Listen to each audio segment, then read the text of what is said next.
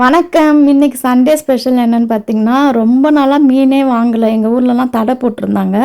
இன்னைக்கு மீன் வாங்கிட்டு வரேன்னு போயிருக்காங்க.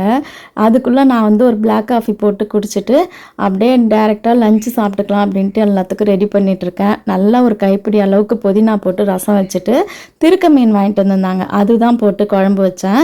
இந்த மீன் இந்த குழந்தை பிறந்தவங்களுக்குலாம் செய்து கொடுத்தா ரொம்ப நல்லதுன்னுவாங்க. முள்ளுலாம் இருக்காது. நல்லாயிருக்கும் சாப்பிட. ஏன்னா என் பையனுக்கு இந்த மீன் பிடிக்காது. அதனால அவனுக்கு பாறை மீனும் எறாவும் வாங்கிட்டு வந்தாங்க.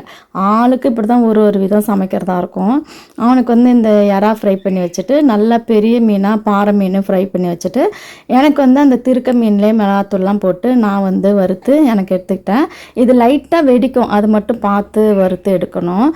நேற்று லாங் வீடியோ போட்டிருந்தேன், 1 கிலோ கூட குறைய மாட்டேதுன்னு கமெண்ட் பண்ணுறவங்க அந்த வீடியோவில் நிறையா டிப்ஸ் இருக்கும், ஃபாலோ பண்ணி பாருங்கள். அப்படியே சப்ஸ்கிரைப் பண்ணிடுங்க.